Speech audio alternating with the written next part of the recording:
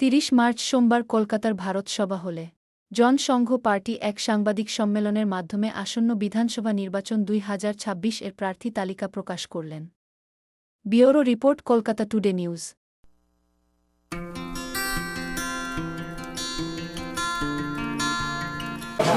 লড়াই করতে চাইছেন বা প্রার্থী বলছেন? আমরা আপাতত 25টা প্রার্থী ঠিক করেছি, যার মধ্যে 20টা নাম এখানে আমরা একটু ঘোষণা করেছি। আচ্ছা, তো এর মধ্যে ভবানীপুর নন্দীগ্রাম রয়েছে? নন্দীগ্রাম নেই, আমাদের দমদমে উনি ফিক্স করা আছে। এরপর যদি পার্টি মনে করে তাহলে ভবানীপুর আমরা। আচ্ছা, আদিবাসী মুখ কি রয়েছে? হ্যাঁ, আদিবাসী মুখ আমাদের কাছে রয়েছে। নির্বাচনে আপনাদের দাবি, মানে যে একটা দাবি তো থাকে, তাতে ইস্তারে কি আপনাদের দাবি? আমাদের প্রথম থেকে অনেক আগে থেকে একটা 7টা মেন দাবি ছিল, যেটা নিয়ে আবার আসতে নামছি। একটা হচ্ছে free and equal education each and every Indian, একটা হচ্ছে free treatment each and every Indian, তারপর হচ্ছে মহিলা সুরক্ষা। প্রত্যেকটা বিধানসভা ভিত্তিক কমসে কম একটা সম্পূর্ণ মহিলা থানা হওয়া চাই, আর 24 ঘন্টা তাদের পেট্রোলিয়াম। তারপর চাষিদের ব্যাপারে যে খাদ, সার আর বীজ যাতে ফ্রি দেওয়া হয়, যাতে কোনো বিপর্যয় পড়লে ওদের কোনো ক্ষতি না হয়।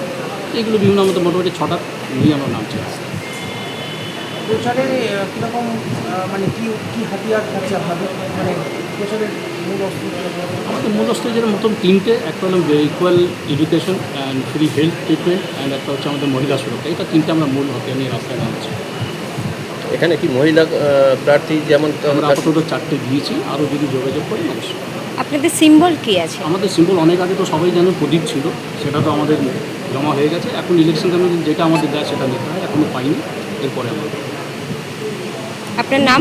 আমার নাম রাজকুমার মিশ্র, জেনারেল সেক্রেটারি, ওয়েস্ট বেঙ্গল। 2026 নির্বাচন নিয়ে আপাতত এইটাই চিন্তা করছি যে আমাদের যে ইউথ সমাজ আছে এবং তারা আমাদের সঙ্গে কাঁধে কাঁধ মিলিয়ে যদি লড়াই করতে চায় তো তাদেরকে স্বাগত। অলরেডি দেখছেন আমাদের কাছে তো অনেক যুবশক্তি এসেছে। এটা কোনো ভিড় নয় যে ভিড়টা নর্মালি বড় বড় রাজনৈতিক ক্ষমতাগুলো এখন কিনে নেওয়ার চেষ্টা করছে। এরা সব ভালোবাসার টানিয়ে এসেছেন এবং আমরা সমাজের প্রতি যে আমাদের কর্তব্যটা, সামাজিক যে দায়িত্ববোধটা, সেটা আগে তুলে ধরার চেষ্টা করছি। আর এইভাবেই মানুষের পাশে থেকে চেষ্টা করব মানুষের যে আস্থাটা সেটা অর্জন করে নেবে। বাংলায় তো বেকারত্ব একটা ইস্যু, তো সেখানে কি প্রতিশ্রুতি থাকবে যুবদের কাছে?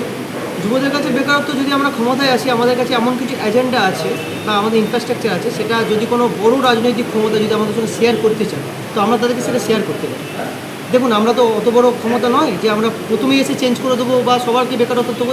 এগুলো ভুলভাল লজিক যে আমরা ক্ষমতায় আসবো 45 দিনে সব চাকরি দিয়ে দেবো, 20 দিনে দিয়ে দেবো। কিন্তু আমাদের কাছে এমন কিছু ইনফ্রাস্ট্রাকচার আছে যেগুলো আমরা বড় পার্টির সঙ্গে শেয়ার করতে পারি। তারা যদি চায় তো সেটা অ্যাডপ্ট করতে পারেন। আমাদের ভালো দিকটা ওনারা অ্যাডপ্ট করুন, তাহলেই বেকারত্ব করবে। মানে যারা সরকারে আসবে তাদের সঙ্গে আপনারা জোট করতে ইচ্ছুক? যদি তারা আমাদের এজেন্ডাগুলো, আমাদের যে ইস্যুগুলো আছে সেগুলো যদি তুলে ধরতে চান তাহলে আমরা নিশ্চয়ই তাদেরকে স্বাগত জানাবো।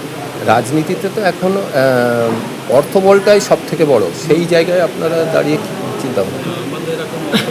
আমাদের বেশি শক্তি হয়ে গেছে যুবশক্তি। আমরা তার শক্তিটা আমরা এখন অবধি ইলেকশন যেটা করছি আমাদের নিজেদের পকেট থেকে, নিজেদের সামর্থ্য অনুযায়ী আমরা সেভাবেই করছি। আমরা কিছু কিছু পার্টি আছে তারা ঘরে ঘরে গিয়ে ডোনেশন যেমন তোলা, আমরা তাতে করছি না, সেটা আমরা ইচ্ছুক নয়। আমরা নিজেদের যেটুকু পকেটের ক্ষমতা, যদি 10 টাকার ক্ষমতা হয় 5 টাকা আমরা লোকের সেবায় দিচ্ছি, 5 টাকা আমরা এইভাবে আমরা রাজনীতি করছি।